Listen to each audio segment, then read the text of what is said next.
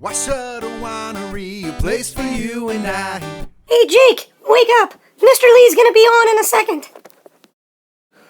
Ugh, where am I?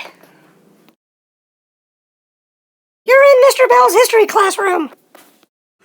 Hello, this is Tony Fenstermaker coming to you with Robbie Lee to talk about the dress code today. Yeah, this is Robbie Lee. I really only have two things to say. Girls, make sure your skirt goes down below your knees, and boys, make sure you keep your haircuts nice and tight. T-I-T tight, baby.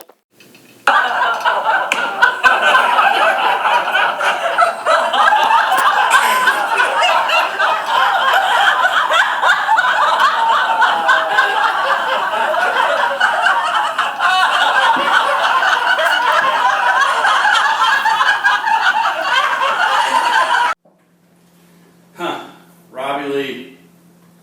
Wow. Sure do miss that guy, and I know a lot of people do. Best way to describe Robbie Lee to me and everyone, he was just a great dude. He's just someone that everybody loved, everyone gravitated to. Stories like this, like I'm talking about my friend, you could get 1,000 people to say the same thing. That was the thing about Robbie. He made everybody that he came in contact with feel like they were the most important person in the world and in his world. And that's probably what I miss most about it was amazing to see that guy. As many of you know, you could go anywhere in the country and you could sit, if you're at a bar, golf, whatever, Robbie'd go up and within 10 minutes he would know somebody that knew somebody. And it was just amazing. We always called it the 6 degrees separation of Robbie Lee.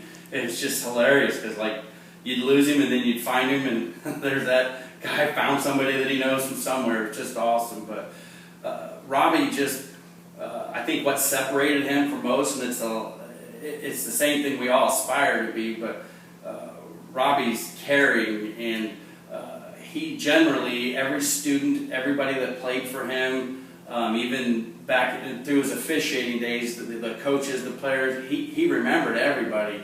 And he generally cared about them, and it was so awesome. Like, he would keep track of former students, former players, and we're talking decades, father-son deal.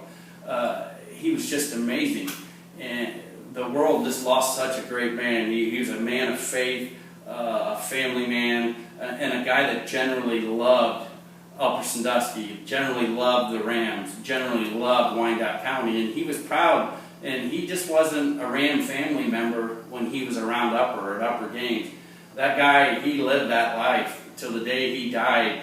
He was orange and black through and through, and he was proud of that fact. And he did anything he could to get people to let them know what a great community he grew up in. There's 1,000 people just like me that considered him a close friend and somebody that you looked up to. And we sure miss him every day. It's fun to tell the stories, and that's kind of what Robbie was about, man. He was about the story. Sometimes with Robbie, you'd hear the same story retold 5 times. Well, it was never the same 5 times in a row, but that was what's cool, man. He was just he was just so great to be around. He was just a fun guy, and his passing was a blow to the community as a whole, and the state of Ohio, for that matter, from his days of officiating and being so well known. But his spirit will always live on. He's just Sharon and the girls and the grandkids, they know what a great man he was, and his spirit will always live on. And I don't know of a guy alive or a person alive that wouldn't want a beer named in their honor, and I think that's cool. So Jake, why don't you bring one of those up? So divine, makes a star. Here you go, man. Here's a little Punkintits, my friend, and then the famous words of Robbie Lee.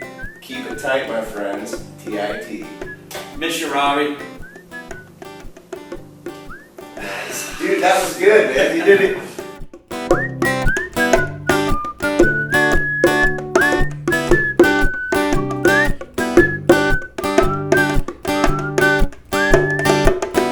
Time you seek and then a good time you'll find. We're handcrafting all those good old times. Guess we're meant to be at White Shutter Winery.